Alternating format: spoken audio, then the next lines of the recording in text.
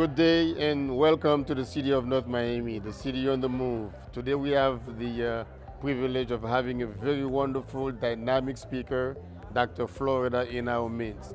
We will be talking about inclusivity when it comes to developing our city. Dr. Florida is a very well-known speaker, an entrepreneur.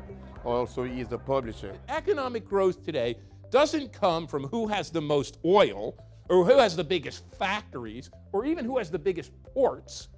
It comes from who can harness the most creativity and innovation, who can attract the members of this creative class. 5% of Americans, think about this, are engaged in factory work. The creative class is the growth class of our time, and it's the generator of wealth and innovation and economic might.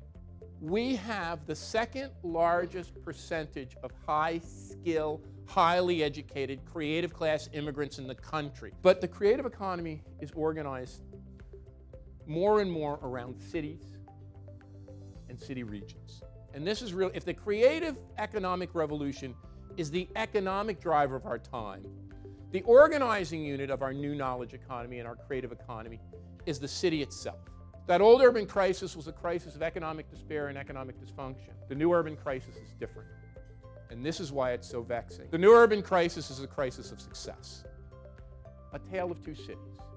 As our cities have come back and become bastions of the creative class and bastions of innovation and bastions of talent, our economy has fractured and divided. The top 10% of income earners have moved back to cities.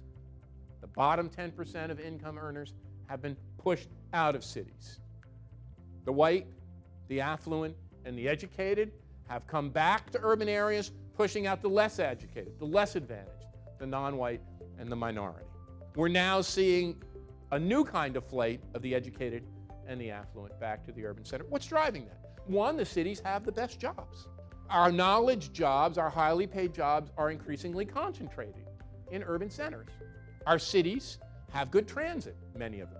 There's a way to get people. Dan Gilbert in Detroit, when asked why he moved his companies from the outlying fringe of Detroit back to the downtown, he said because there was a transport infrastructure and people could get to work. Highways and transit. Amenities.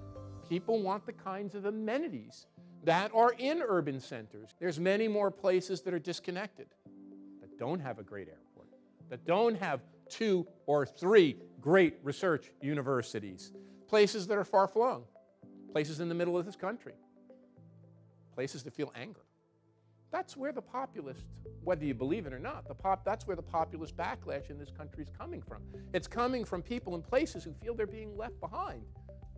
And there's no place for them to fit in, and they don't have any respect, and so they say, the heck with it, let's tear it all down. It's not just economic inequality that we're dealing with. We're dealing with geographic inequality. Our region is the second most unequal in the United States. Full stop. Look, the mayor said this. This region's got to make an investment in transit. And what we're doing now is a step in the right direction, but we got to put our foot on the gas. Enough's enough. Transit is going to be better for growth, and it's going to be better for equity. The research out of MIT shows, the most important research in the world shows, when you pay people in service jobs, in retail jobs, in hospitality jobs, in tourism jobs more, they're more engaged in their work, turnover goes down, their work ethic goes up, they're more engaged in their work, they provide more customer service, they're engaged in business improvement, and the productivity and profits of the company rise. We have a great thing going here. We're one of the fastest growing places on the planet. We got a booming innovation and startup economy. We've got great universities. We've got a spectacular airport, spectacular ports that give us all the advantages in the world. But we're a community that's dividing economically and geographically. And it's time for us not only to wake up to this, but to develop strategies and programs and policies and initiatives. And it's going to take time. We're not going to do it overnight. To not only help heal our region and make it more inclusive, the topic of today's conversation, but to hopefully make us stand out among all of American regions as an example of a place that can create a better life for all Americans. Thanks for your patience in listening to me. I'm happy to take questions.